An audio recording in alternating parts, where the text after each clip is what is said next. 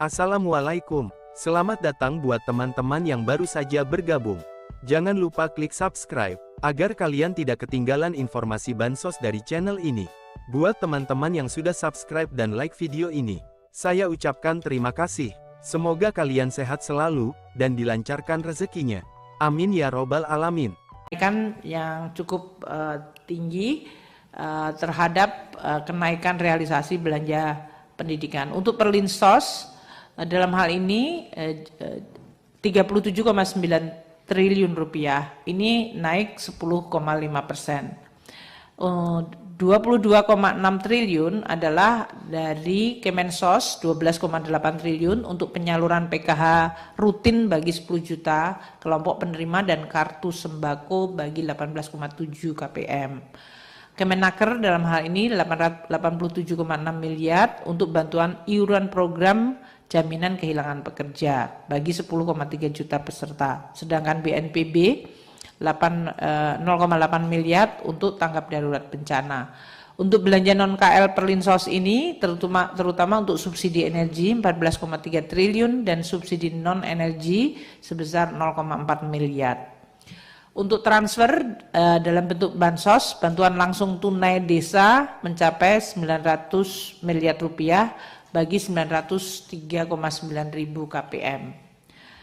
Untuk anggaran kesehatan yang mencapai 17,1, ini juga kenaikan sangat cukup tajam, 31,5% dari tahun lalu Januari-Februari, terutama untuk penyaluran bantuan PBI, kemudian untuk Badan POM dan untuk BKKBN, terutama untuk pembinaan bagi 1.000 keluarga dengan bayi di bawah 2 tahun. Ini terutama untuk stunting.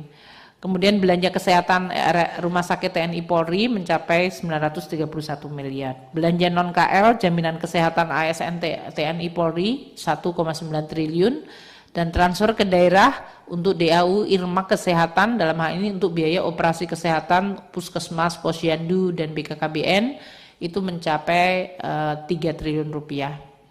Belanja ketahanan pangan kita juga melonjak sangat tinggi 5,2 triliun dari 3,3 triliun tahun sebelumnya, 58,7. Terutama ini untuk PUPR melakukan pembangunan bendungan untuk melanjutkan dan rehabilitasi irigasi.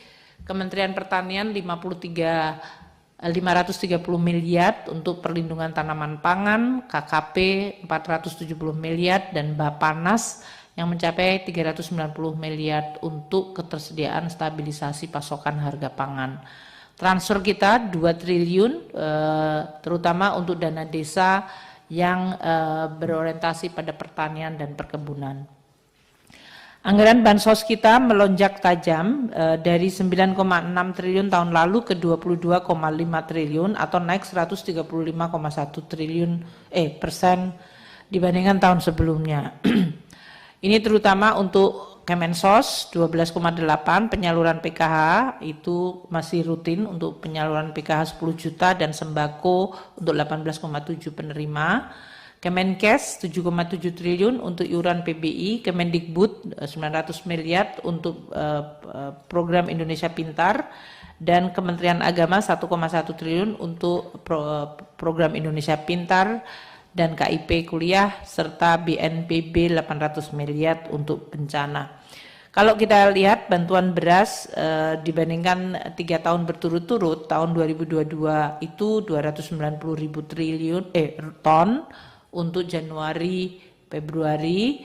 Untuk 2023 terjadi kenaikan yang sangat tajam, bantuan beras untuk 21,4 juta kelompok penerima selama 7 bulan. Tahun 2024 ini ada bantuan beras 22 juta KPM untuk 6 bulan dan realisasinya untuk triwulan 1 adalah 422.000. Ada kenaikan dibandingkan 2022 tapi dibandingkan 2023 sebenarnya tidak terlalu besar. Bantuan pangan untuk daging ayam dan telur tahun 2022 itu diintroduce waktu harga ayam telur jatuh waktu itu, maka dilakukan intervensi membeli ayam telur dan dibagikan kepada 83.000 kelompok keluarga penerima. Tahun 2023 sekali lagi juga dilakukan intervensi dengan 1,4 juta kelompok penerima untuk menangani balita stunting selama 6 bulan diberikan daging ayam dan telur. Untuk 2024 ini tetap sama 1,4 juta KPM untuk stunting selama 6 bulan, namun sampai dengan Februari belum terrealisir. Jadi yang baru terrealisir sebenarnya bantuan beras tadi, karena memang El Nino mulai September tahun lalu sampai dengan Maret tahun ini. Untuk BLT dalam sekalian hal ini, nilainya Bu, kalau bisa Bu, bantuan beras yang terrealisasi 8 triliun Pak untuk triwulan 1, 8 triliun.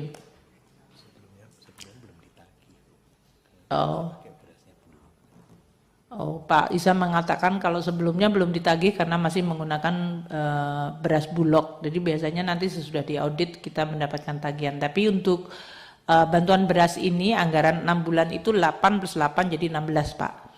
Untuk 6 bulan. Jadi untuk triwulan 1 422.000 triliun itu adalah 8 triliun rupiah. Untuk BLT, BLT Migor dan BLT BBM itu kita introduce 2022. Waktu itu karena terjadi kenaikan harga minyak goreng dan kenaikan BBM, sehingga kita memperluas 20,7 juta, hampir sama dengan penerima sembako. Kemudian tahun 2023 kita mengintroduce BLT El Nino, targetnya 18,8 juta KPM. Dan tahun 2024 ini ada BLT mitigasi risiko pangan. Namun sampai sekarang BLT ini belum terrealisir. Jadi belum ada pembayaran BLT, belum ada realisasi, belum ada pembagian untuk yang 2024. Yang 2023 adalah sudah. Sama. BLT mitigasi risiko pangan belum direalisasikan, maksudnya risiko pangannya sudah berlalu. Risiko pangannya masih ada, kita melakukan bantuan beras. Tapi BLT-nya dari Kemensos sampai sekarang belum terrealisir. Jadi kami di 6 bulan ini tetap sesuai dengan keputusan kabinet, namun realisasi BLT ini belum dilakukan sampai dengan hari ini.